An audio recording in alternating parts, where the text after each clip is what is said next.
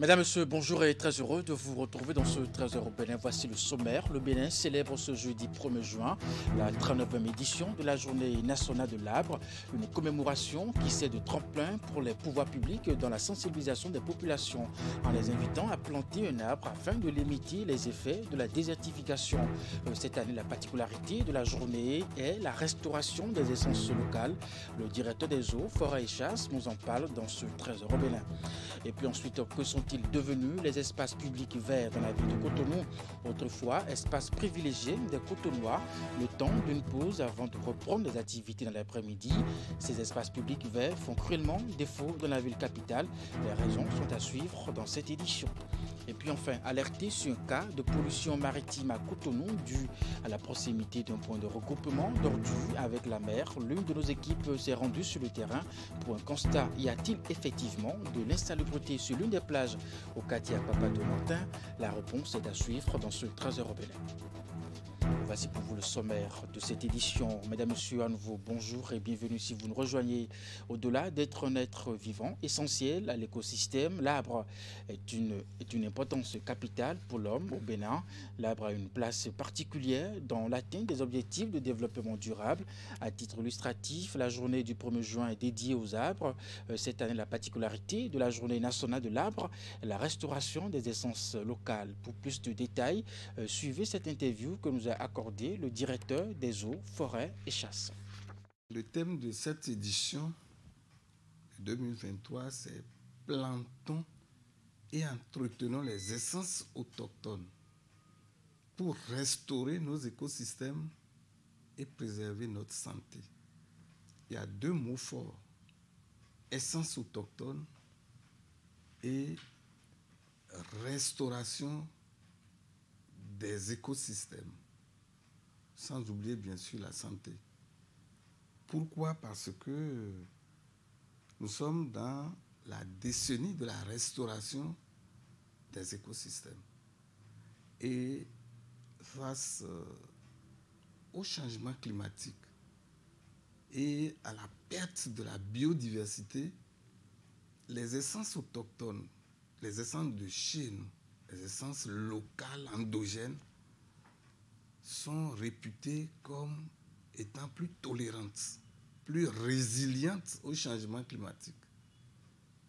Et donc, le gouvernement a décidé que ces essences soient mises en valeur, qu'elles soient promues. Pas pour oublier les essences exotiques, les essences importées, mais que de plus en plus l'accent soit mis sur ces essences autochtones qui supportent mieux les perturbations climatiques. Alors, la restauration des écosystèmes, cela va sans dire. Vous comprenez que la dégradation de notre environnement va un peu plus croissante. Et donc, il fallait qu'on trouve un mécanisme pour verdir le territoire, pour augmenter le couvert forestier, disons.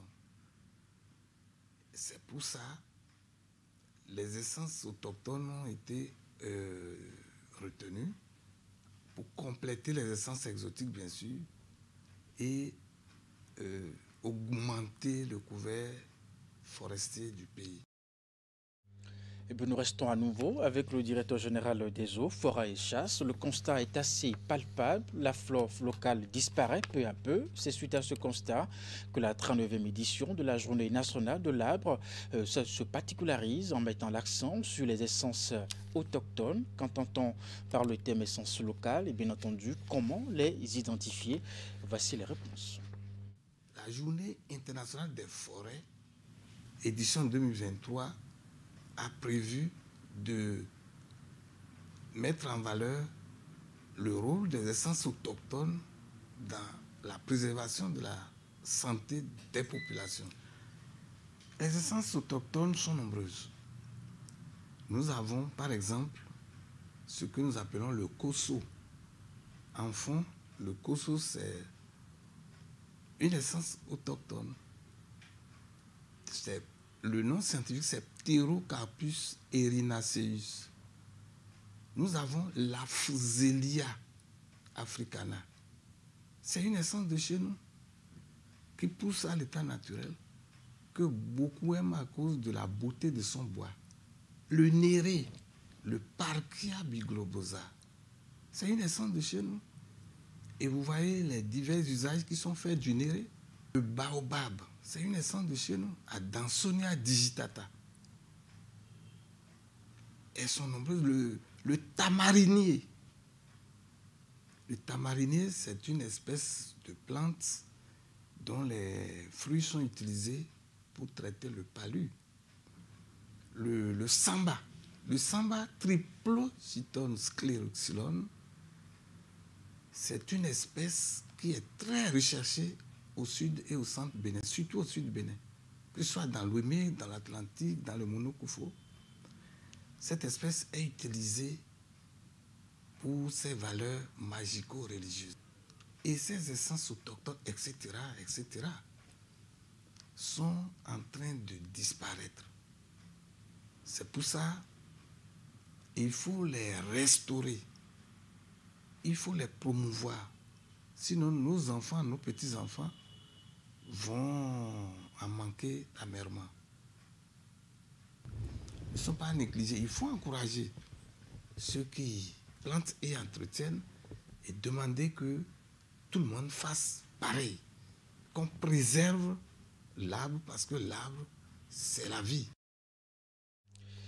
Et puis cette interrogation résonnait déjà dans les titres de ce trésor européen. Que sont-ils devenus les espaces publics verts dans la ville de Cotonou? Autrefois, espace privilégié des Cotonois, le temps d'une pause avant de reprendre les activités dans l'après-midi. Ces espaces publics verts font cruellement défaut dans la ville capitale. Les raisons dans ce reportage. Il y a de cela quelques années en arrière, que ça soit la place de l'Étoile Rouge, tout comme celle du Bicentenaire et bien d'autres, les citoyens cotonois profitent de l'ombrage des arbres qui s'y trouvaient pour se reposer aux heures de pause. Et ce, pour le temps de reprendre leurs activités à 15 heures.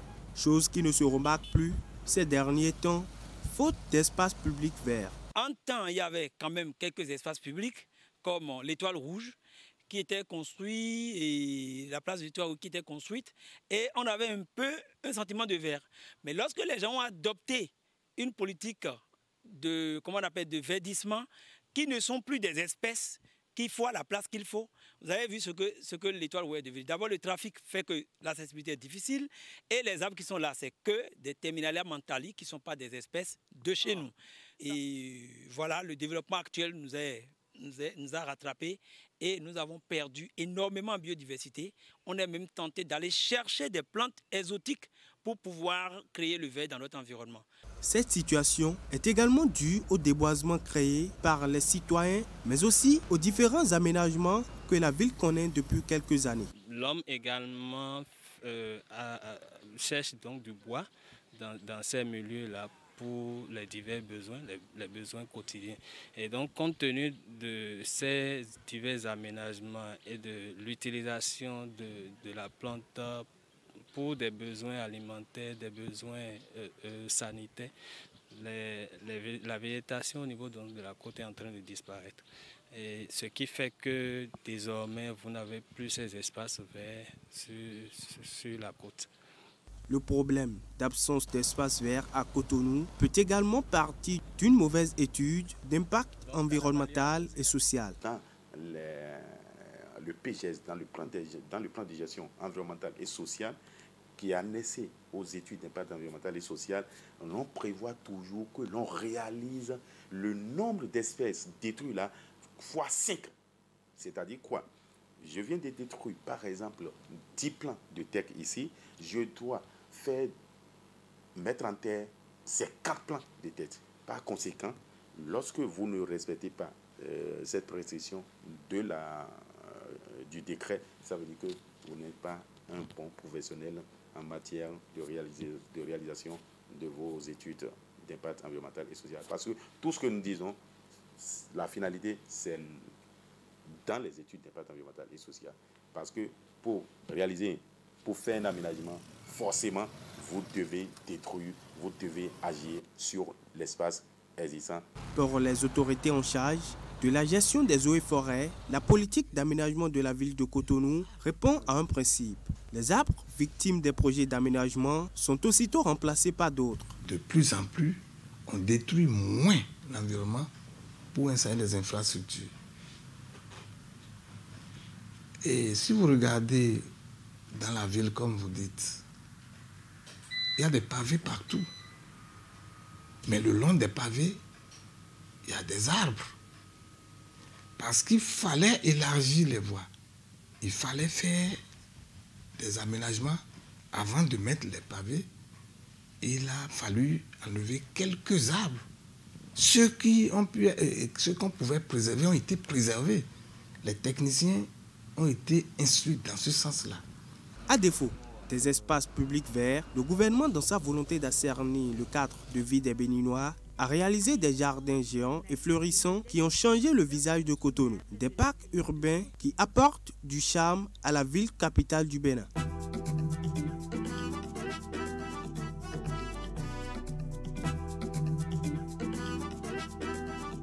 Selon les dires du directeur des eaux et forêts, en ce qui concerne les espaces publics verts dans le pays, les efforts sont fournis selon le climat de chaque localité du pays pour que celle-ci soit plus verdoyante et donc nous n'avons plus qu'à observer la suite. Avant de poursuivre ce 13h au Bénin, je reçois pour vous Franck Aounou, rédacteur en chef de Canal 3 Bénin. Bonjour et merci d'être avec nous dans ce 13h au Bénin. Bonjour Eric. Alors, depuis la prise du pouvoir de Bola Tinubu au Nigeria, ça crie dans le rang des consommateurs de l'essence de contrebande appelée Payo. De quoi retourne la situation? Malheureusement, c'est la réalité. C'est au lendemain de l'investiture du nouveau président de la République fédérale du Nigeria que tout a changé sur le marché de la vente du Payo.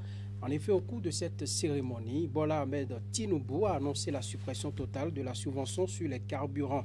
Du coup, on observe au lendemain de la montée, au lendemain de cette cérémonie, la montée vertigineuse des prix du produit pétrolier, notamment l'essence prélatée communément appelée Payo à Cotonou et environ. Cela fait c'est immédiatement ressenti avec à la clé la surenchère pratiquée par les détaillants qui estiment que le produit leur est livré beaucoup trop cher par les grossistes sur les points d'approvisionnement.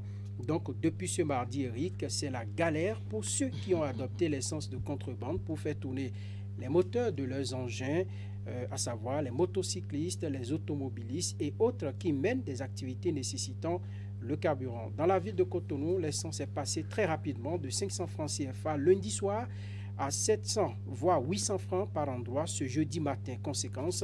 Pour conséquence, le prix du ZEM est monté aussi, de même que les Tokpa, et puisqu'on apprend qu'au Nigeria, le prix à la pompe officielle est passé de 185 naira à 550 francs, enfin 550 naira. Cette hausse est également ressentie par les 200 millions de Nigérians qui consomment en moyenne 70 millions de litres de carburant par jour. Ce qui est certain, c'est une décision politique avec de lourdes répercussions sur les pays qui se rabattent sur le Nigeria pour s'approvisionner en carburant chaque jour. Les citoyens béninois, du moins les Cotonois, se ruent donc depuis hier vers les stations-service pour avoir du carburant où le prix de l'essence est à 650 francs CFA. Mais à Parakou, selon nos confrères de Fraternité FM.bj, la plateforme de la radio Fraternité, la répercussion est moins ressentie.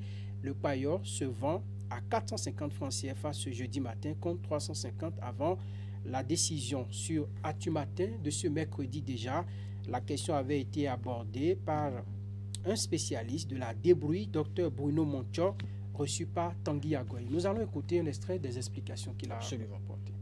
Pratiquement pour cette année, ça fait jusqu'à au premier semestre, ça fait pratiquement près de 7,5 milliards de dollars que l'État nigérien a injecté en termes de subventions, d'accord, pour permettre à ces populations d'acheter le carburant un peu moins cher. Et donc, si cette annonce va augmenter, d'accord, va provoquer une hausse de près de 200%, d'accord, de prix du carburant, et cela va induire systématiquement une inflation, d'accord, une inflation au niveau du tissu économique du Nigeria. Je pense que peut-être sûrement l'actuel président Bola a déjà pris les dispositions pour supporter une autre pression, parce qu'il s'agit d'une pression. Mais vous savez, la politique, l'État définit les politiques. Le chef de l'État a défini, peut-être lui, il a défini sa politique. Et donc, pour pouvoir trouver de porte de sortie, mais je pense qu'il en aura vraiment sur son compte. Voilà donc l'actualité qui tient le haut du pavé actuellement à Cotonou. Et vous l'avez dit, Franck Aounou, sur le terrain, ce n'est pas du tout la joie dans le rang des consommateurs de paillot. Ah oui, les consommateurs, que ce soit les conducteurs de taxi-moto, les conducteurs de moto simplement, les propriétaires de véhicules, eh bien, tout le monde se plaint, du moins ceux qui n'allaient pas à la station, parce que ce n'est pas une habitude chez nous de s'approvisionner à la station. Vous allez écouter dans cet élément qui va suivre quelques citoyens rencontrés dans la foulée par une équipe de Canal 3 Bénin. Essence de varie et nous soukoa parce que essence varie midi mi fait de nous de bon essence 1650 200 600 ba gbe di o mi la mo 700 di o gbe di o mi la ya papa di o mi la mo 800 total mi le fite mi ko ko di client le kale votun po mi po a bon no azemele di o e do file do 100 francs bon di o we te do lo na fo mi bi a hospital je ni tekpon bobo di alokora ndo je de na bloco mais ça sonne wa priton et ni quelque bobo alors nous bon yo au fait nous comprend à combien non do fie non conscient va hili donc nous comprend nous tous on va hili tan wa on va autant surtout mais je viens pour te lever au mi-temps on mi parce que nous à quoi le tour mais bon miko nous 600 500 dirais avec 450 euros ouvert et n'en calé à 700 200 j'ai ha et va au mi-temps ce que je voulais dire l'état là elle a fait tout pour ce que assassin par là ne cap diminuer parce que ça nous aide beaucoup même en train de souffrir et sans cesser vraiment c'est trop il n'a qu'à nous diminuer comme ça on va trouver bénéfice un peu sinon ça ne va pas. Essence 1 litre, c'est à 700, 800. On paye, c'est pas bon. Avant, on payait ça 450, maintenant, c'est 800, 700. Nous tournons autour de l'État. Bon, et toi, une tomate, mais fille, et toi, une Nigeria, donc je ne sais pas, nous tournons autour. Mais de l'aide aussi, ça 800, mais de l'aide aussi, ça 700, mais de l'aide aussi, ça 650, et le prix de Kodia. Au client, là, moi, s'il comprend, à mes au client, là, s'il comprend, moi. Et bien voilà, ami vert, ça veut dire que le carburant est cher. Et je ne crois pas que le gouvernement puisse entendre ces cris parce que le gouvernement Talon était dans la dynamique de lutter contre l'essence de contrebande appelée communément les stations-service. Je crois que ça devrait donner un peu une toute petite souris à Patrice Talon parce que ça rentre dans la dynamique de ses priorités. Merci à vous, Franck Aounou. Dans la suite de ce 13 européen, nous allons à présent, nous sommes à quelques jours de l'examen du certificat d'études primaires pour le compte de l'année 2022-2023. À l'approche des examens, le stress n'épargne point les candidats qui ressentent l'anxiété et la pression de réussir, des émotions susceptibles de compromettre les efforts effectués par ces derniers. Quelles sont donc les meilleures méthodes de gestion du stress pour un candidat? Élément de réponse dans ce reportage. Quand j'entends, ça reste 3 semaines, 2 semaines, mon cœur bat, puis j'ai envie de mourir en même temps. Victor est un élève en classe de terminale. Alors que le 19 juin approche, date de composition du baccalauréat, il est partagé entre assurance, anxiété, questionnement et incertitude. Le stress paraît pour lui, et la plupart des candidats, un défi autant que les intenses révisions auxquelles il doit faire face. On pense souvent aux résultats, ce qui peut se passer après l'examen, les résultats, au cas où on n'a pas le résultat voulu. En cette période d'examen, on se sent un peu stressé par le nombre de cours qu'on a révisé, tout ce qu'il faut qu'on apprennent pour pouvoir être au point. Il y a aussi un peu peur vu la proximité de l'examen. Le stress chez le candidat a tendance à se révéler de diverses manières. L'anxiété, l'irritabilité ou le manque de confiance en soi sont entre autres des signes révélateurs de cet état chez le candidat en cette période. Le candidat qui est stressé a souvent des moments d'inattention, il n'arrive pas à se concentrer, il a parfois des troubles de mémoire. C'est-à-dire qu'il révise, il apprend les leçons, il révise les différentes matières, mais il n'arrive pas à retenir parce qu'il est stressé. Il y en a aussi qui n'arrivent pas à dormir quand ils sont stressés. Quand bien même arrive le moment de repos, on n'arrive pas à se reposer parce qu'on est stressé. On se pose tellement de questions que le cœur n'est pas tranquille de façon à nous permettre de nous reposer ou de nous détendre. Savoir gérer son stress s'avère capital pour réussir à un examen. Pour y arriver, certaines dispositions doivent être prises par le candidat pour qu'il soit confiant avant, pendant et après la composition. Pendant ces temps de révision, j'ai un programme d'études que je suis rigoureusement avec l'aide de mes parents. Donc c'est ça qui me permet. Il y a des heures de travail, des heures de pause. Donc aux heures de pause, si je me trouve un peu stressé, je sors de la maison, je rejoins mes amis. Lorsqu'on va à un examen, il faut être positif. Le candidat doit être posé. Le candidat doit avoir confiance en lui-même, la confiance en soi, parce qu'il a déjà affronté des épreuves au cours de l'année scolaire. C'est seulement le cadre qui a changé. Le candidat doit être sûr de ce qu'il recherche comme résultat. Un candidat qui va à l'examen et qui dit par exemple « je voudrais travailler en mathématiques » ne sait pas définir un objectif spécifique.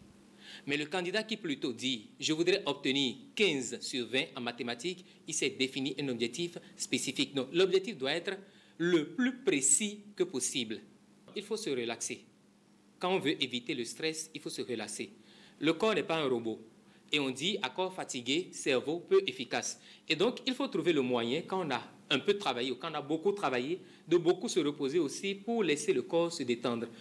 Sur cette dernière ligne droite menant aux examens de fin d'année, l'accompagnement du candidat par ses enseignants et parents est aussi nécessaire pour lui éviter le stress et lui permettre de réussir. Depuis des mois, des travaux dirigés sont organisés. Si je prends par exemple le cas du CG Godomé, non seulement les travaux dirigés, mais il y a aussi des périodes que nous appelons bachotage, qui consistent donc à s'organiser entre enseignants de toute discipline et changer de classe pour aller réarmer intellectuellement les apprenants et leur montrer que ce qui va venir, c'est déjà à leur portée, donc il n'y a pas de raison d'avoir peur. Arrivé à la maison, nous ne mettons plus de pression si tu as appris ta leçon, tu n'as pas appris ta leçon, non, ce temps est déjà passé.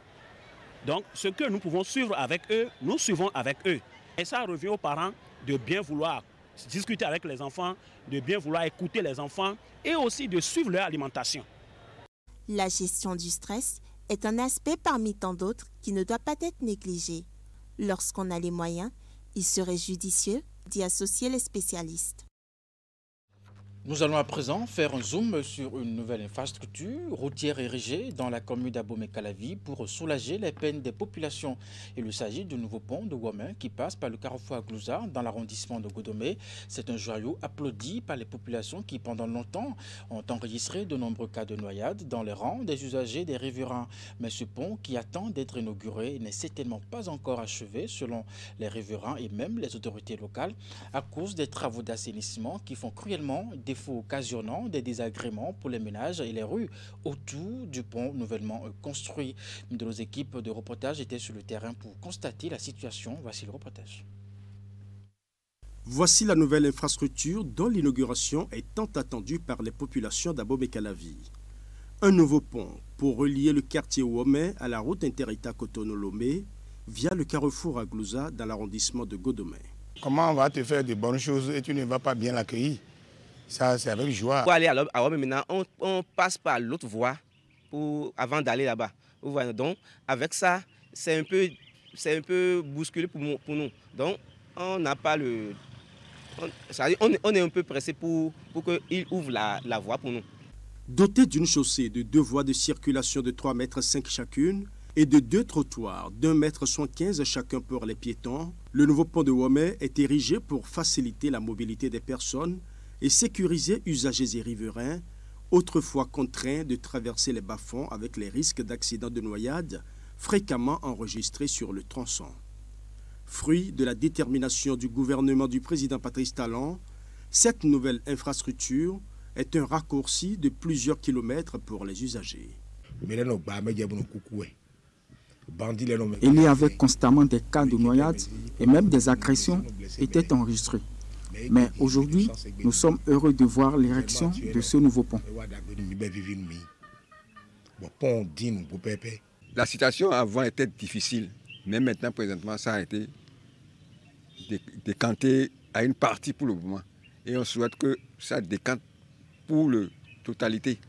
D'ailleurs, traverser les bas-fonds pour aller à Womé, c'était un véritable parcours de combattants. On craignait pour nos vies et surtout pour celles de nos enfants. Les populations apprécient l'effort du gouvernement pour améliorer et sécuriser le transport des personnes et des biens. Mais elles déplorent l'absence d'ouvrages d'assainissement connexes à ce nouveau pont.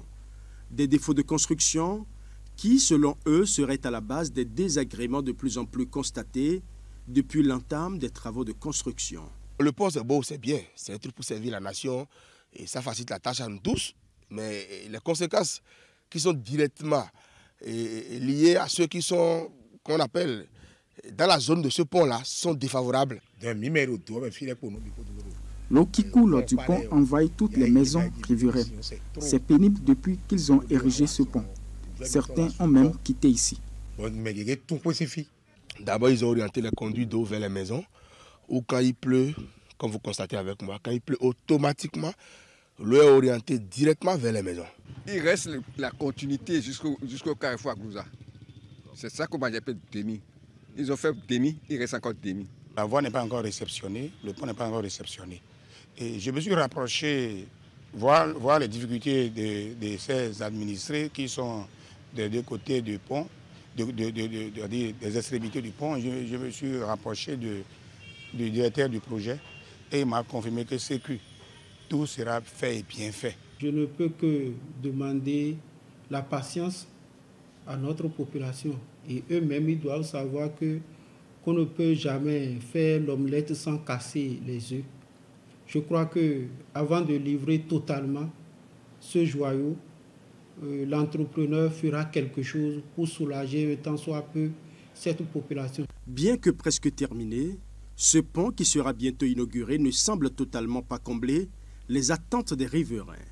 Ces derniers espèrent que leurs doléances seront favorablement reçues par les autorités compétentes pour réduire les désagréments qu'ils vivent au quotidien.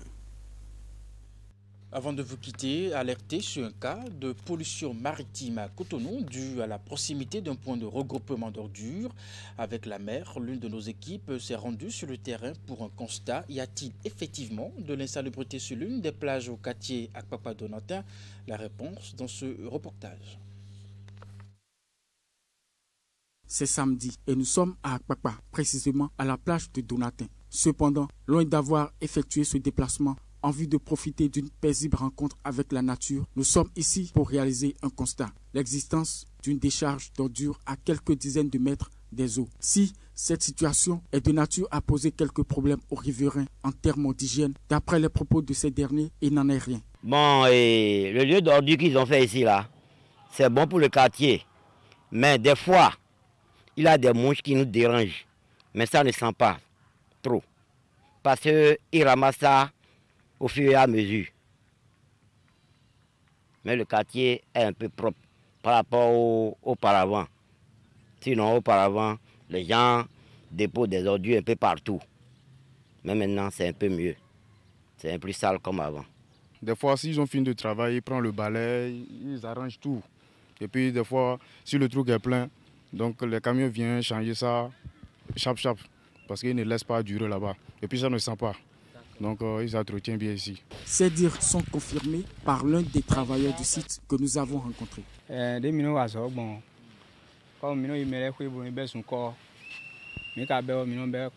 travail ici, ça commence par la collecte de maison en maison. Après, on vient vider nos cargaisons ici sur le site. Et si les supports sont remplis, les camions viennent ici pour les vider et les apporter ailleurs. Le lundi maintenant, ils viendront vider car d'ici lundi, tout sera rempli. Comme on ne jette pas les ordures dans la mer, on ne pollue rien. Nous, on profite juste de l'air maritime. Contrairement à ce qui nous a été rapporté, la présence d'un site de regroupement d'ordures à proximité de la mer à Cotonou ne crée aucune situation d'insalubrité. Le site est bien entretenu. Il ne dégage aucune odeur désagréable à quelques mètres à la ronde et de surcroît, les tas d'ordures sont régulièrement enlevés par des camions. Mesdames et messieurs, c'est la fin de ce Trésor Bénin. Merci de l'avoir suivi, de votre fidélité également au programme de Canal 3 Bénin. Dans la suite des programmes, retrouvez à 16h votre bulletin d'information, 19h30, la grande édition de la soirée. Portez-vous bien et à très bientôt.